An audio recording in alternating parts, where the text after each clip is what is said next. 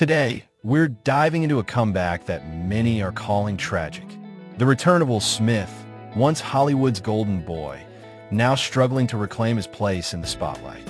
3 years after the infamous 2022 Oscars slap on Chris Rock, an incident that earned him a decade-long ban from the Academy Awards, Smith has tried to reinvent himself, but critics say nothing is going as planned. In March 2025, Smith released his first album in over 20 years, titled Based on a True Story. It was supposed to mark a bold, artistic rebirth, featuring collaborations with Big Sean, his son Jaden, and old partner DJ Jazzy Jeff, and openly confronting his past, including that Oscars moment. But here's the twist. The public response has been underwhelming at best. Industry reports and sales figures show the album failed to chart on the Billboard 200 and flopped commercially, leading many fans and commentators to question whether his career is truly coming back or just fading out.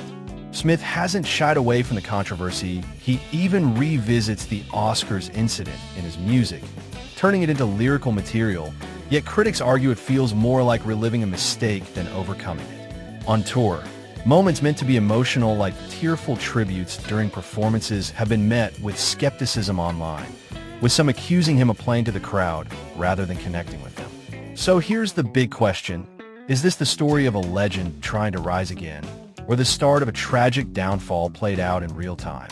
Sound off in the comments below. Do you think Will Smith can still turn this around, or is this comeback already over? Don't forget to subscribe.